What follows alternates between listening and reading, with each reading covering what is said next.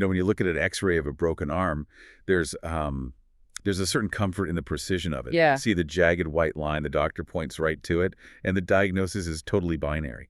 Like it's broken or it's not. Right. Yeah, it's safe. We constantly seek out that binary simplicity because categorizing the world is just comfortable. Exactly. But when you step out of the hospital and into the realm of human identity in ancient religious law, that desire for a clean binary X-ray just completely falls apart. You're suddenly navigating this landscape that is, well, it's profoundly complex. It really is. I mean, the moment you try to apply a rigid black and white diagnostic lens to something as dynamic as, say, centuries of tradition colliding with modern human experience, the tools just fail. You have to adopt a completely different framework. Which is exactly the core mission of our deep dive today. We are taking you into a really fascinating stack of sources to explore how homosexuality is navigated within the Jewish tradition and also the modern state of Israel. Yeah, we're unpacking a lot today. We really are. We've got a historical overview of homosexuality in the Hebrew Bible, Yeah. a pivotal 2006 legal ruling from the Rabbinical Assembly,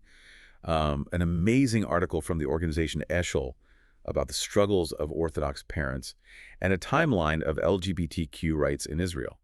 So we're looking at how an ancient religion and a modern nation grapple with tradition, human dignity, and, lived experience. And it's such a layered topic. It is. And Yeah. before we really get into it, I need to state a mandatory impartiality disclaimer for you, the listener. We are navigating materials today that touch on deeply held religious beliefs and intense political realities from a very wide spectrum of viewpoints. Right. So our role today is simply to map the territory for you. We are not here to endorse a theological stance, take a political side, or, validate one interpretation over another. We are purely tracing the fascinating ideas contained in these sources to help you understand this ecosystem. And honestly, the evolution of these texts is wild. I mean, the way ancient religious laws are being reinterpreted today involves a deeply surprising cast of characters. Oh, for sure. We're talking about the political maneuvers of a 6th century Roman emperor, a forged medieval document, and a highly flexible legal loophole built directly into the Talmud centuries ago. Okay, let's unpack this. Because to understand the modern debate, we really have to start at the very foundation, right? We have to separate what the explicit biblical text actually says from the centuries of, political and cultural interpretation stacked on top of it. Exactly. The text and the interpretation are two very different things. Right. So in our sources, the texts most frequently cited are in Leviticus chapters 18 and 20, the Holiness Code. And historically, the explicit biblical ban here is specifically focused on male anal sex. It translates roughly to, do not lie with a man as one lies with a woman. Right, which carried severe penalties historically. But a detail that stands out immediately is the profound silence regarding women. Female homosexual relations aren't explicitly mentioned in the Hebrew Bible at all. Which is fascinating because that absence of a prohibition is just as foundational as a written law. I mean, because lesbianism wasn't explicitly addressed, later rabbinic scholars had to figure out how to categorize it within a system entirely structured around, patriarchal definitions of sex and property. So what do they do with it? They ultimately defined it not as a capital offense, but as a lesser rabbinic prohibition. They kind of threw it under the umbrella of licentiousness, or compared it to the, quote, practices of Egypt. Interesting. Yeah, so it created a fundamentally different legal and social framework for women than for men, just because the original text was silent. That silence definitely leaves room for interpretation. Which brings us to the story of Sodom and Gomorrah in Genesis 19. I mean, if you ask someone today what the sin of Sodom was, they'll instinctively say homosexuality. The very word sodomy derives from it. Right, that's the common assumption. But the sources reveal that the traditional Jewish view historically saw the city's sin as a catastrophic failure of hospitality. Philosophers like Philo and historians like Josephus, they focused on a mob attempting to violently interrogate and abuse Lot's visitors. It was about cruelty, not a blanket condemnation of a sexual orientation. Yeah, and what's fascinating here is how that historical interpretation morphs. The transformation from a story about violent inhospitality to the modern concept of sodomy is basically a masterclass in political maneuvering. Wait, really? How so? Well, in the 6th century, the Byzantine emperor Justinian the Great was facing a series of devastating earthquakes and plagues, and he needed a theological scapegoat. Oh, wow. Yeah, so Justinian became the first to legally declare that the sin of Sodom was specifically same-sex activity. activities. He instituted legal novels mandating this interpretation, explicitly linking those acts to the natural disasters destroying his empire. He weaponized the biblical narrative. Just to keep his state together. Yes. And his interpretation might have just stayed a Byzantine footnote if it weren't for a monk a few hundred years later. Oh, Benedictus Levita. Yes. Around 850 CE, this Frankish monk, using the pseudonym Benedictus Levita, Benedict the Levite, fabricated an entire series of fake legal documents, the Charlemagnean Capitularies. Right, completely forged. He lifted Justinian's interpretation and used it to demand burning at the stake for carnal sins. But his actual goal was to justify the Church's supremacy over secular institutions. It's crazy to realize how much of what we assume is an ancient biblical stance is actually just a medieval political strategy. Exactly. And at the same time, the Hebrew Bible contains narratives that complicate the picture even further. You have these incredible depictions of same-sex devotion. Like David and Jonathan. Yes, in the books of Samuel. Their relationship is described with this intense emotional language.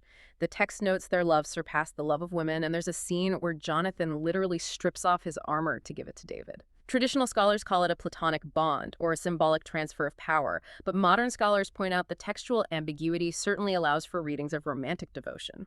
And we see a similar devotion with women in the book of Ruth. Ruth makes that famous pledge to Naomi, "Whither thou goest, I will go." And ironically, that specific expression of loyalty is so powerful it's routinely used today in modern heterosexual Jewish wedding ceremonies. Which is brilliant, right? The ancient textual landscape is clearly not a monolith. You've got explicit prohibitions, absolute silences, and these narratives of fierce devotion. Right. So how does a modern religious movement handle these ancient, rigid laws when faced with modern scientific reality? They don't throw away the law. No, they can't. Traditional legal systems survive by diving deeper into their own frameworks. Which brings us to the 2006 Rabbinical Assembly responsum. This was a pivotal legal ruling in the conservative movement, and it only passed by a tight 13-12 vote. Razor-thin margin. And to understand this ruling, you have to remember that Jewish law, or halakha, is a comprehensive, evolving legal system. The authors of this ruling, Rabbis Dorff, Nevins, and Reisner, they started by confronting modern science. Right, they looked at the psychological consensus that sexual orientation is fundamentally unchangeable. It's not an illness. And they paid very specific attention to the data on conversion therapies. The scientific consensus is that trying to force a change in sexual orientation is profoundly harmful. It leads to elevated suicide rates. It's essentially torture. Exactly. And from a halakhic standpoint, a legal requirement must be feasible for the community to bear. Expecting individuals to commit to a lifetime of total isolation is an invitation to profound suffering. So it ceases to be a viable legal expectation. So what does this all mean? It's almost like discovering a constitutional loophole.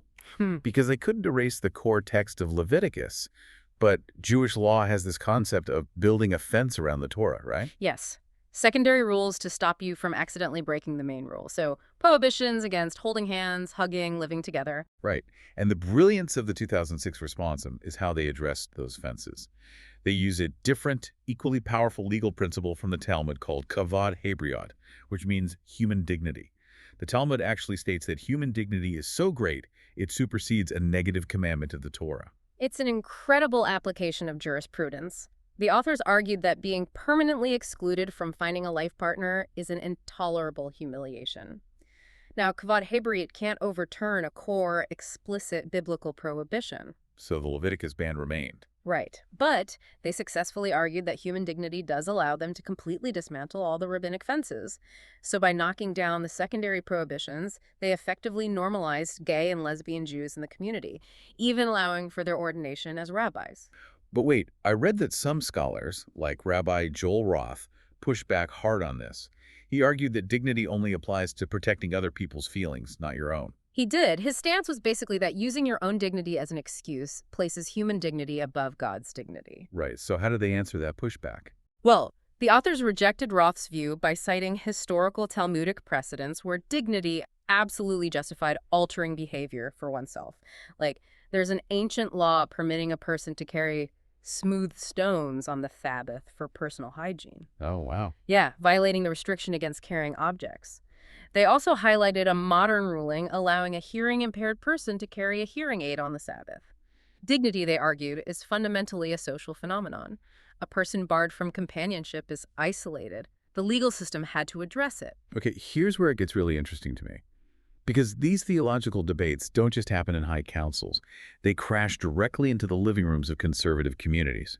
And based on the Eshel article, the unexpected frontline warriors in this shift aren't the youth. No, it's their parents. Right. The Orthodox parents, when a child comes out, the parents are forced to, come out as well. And we usually expect the younger generation to rebel and leave for a liberal city. But these parents are in their 40s or 50s. They have jobs, homes, deep community ties. They can't just walk away. Exactly. And the social mechanics make the stakes so incredibly high. In many Orthodox circles, marriages are arranged through strict matchmaking networks, shidduchim. Right. So if a family reveals they have a gay or transgender child, it can instantly threaten the marriageability of their other heterosexual children. The whole family's reputation is on the line. And when they go to their rabbis for guidance, the sources show these rabbis are often completely unequipped. They're the first responders, but they'll tell parents to keep the child away from the synagogue to avoid a, quote, hostile environment. Or, worse, parents will be sitting in the pews listening to a rabbi blame Hurricane Katrina on gay people. It's devastating. Yeah. But if we connect this to the bigger picture, this is why the parents matter so much. Because they become the ultimate catalyst for systemic change. They refuse to be closeted. Exactly.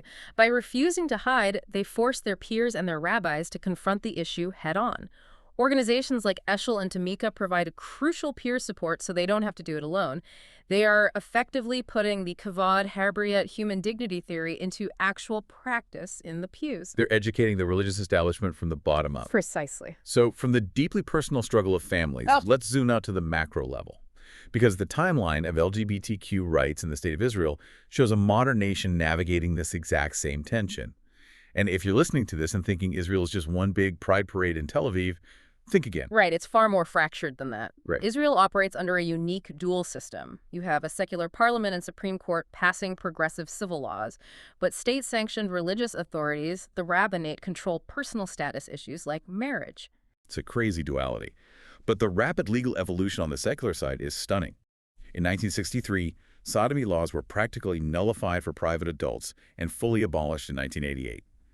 Then, in 1993, the Israeli army allowed openly LGBTQ soldiers to serve in any capacity. Which was decades ahead of many Western nations. Completely. And the high-profile visibility is amazing. Yeah. You have Nitzan Horowitz, the first openly gay party leader and health minister, who actually banned conversion therapy in 2022. Amir Ohana, the first openly gay parliament member from the conservative Likud party. And culturally, you have Dana International, a trans woman who won the Eurovision contest in 1998 representing Israel, and Yiska Smith, a trans Orthodox woman advocating within the Shabbat movement, which is deeply traditional. But, and this is crucial, the sources document a really dark side to this progress. In 2009, there were tragic murders at the Tel Aviv Aguda branch, and in 2015, a 16-year-old girl was murdered at the Jerusalem Pride Parade by a religious extremist. How does a country balance a thriving LGBTQ culture with such intense religious extremism? Well, this raises an important question about a state that is both democratic and Jewish. The tragedy of these hate crimes highlights that the theological tension we discussed earlier isn't just theoretical, right? It has literal life or death consequences. Yeah. The activism of groups like the Aguda fighting for rights in the secular courts represents this ongoing daily struggle to carve out safety within a fractured system. It's just an incredible landscape. I mean, the journey of this deep dive has taken us from the ancient interpretations of Genesis being shaped by medieval politics to modern rabbis using human dignity as a legal loophole. And to the quiet courage of Orthodox parents in their living rooms, all the way to the vibrant, complex society of modern Israel. Exactly. And for you listening, this isn't just about a single social issue. It's really a masterclass in how ancient traditions and laws bend, adapt, and negotiate with the reality of modern human existence and science. It absolutely is. And I want to leave you with one final thing to ponder that wasn't directly stated in the text. Oh, what's that? Well, we spent a lot of time talking about how Jewish law had to adapt to accommodate human dignity, right? But what if the reverse is true? What do you mean? What if the only reason ancient traditions survive for thousands of years is because they contain internal mechanisms like Kavod HaBriyot that allow them to evolve? People often frame adaptation as a betrayal of the past. But perhaps adaptation is the ultimate proof of a tradition's resilience. It's the very thing that ensures it survives into the next century. Wow. Yeah, that maybe without that flexibility, it would just snap under the pressure of modern life. That's a profound way to look at it. We will leave you to explore that idea on your own. Thanks for joining us on this deep dive.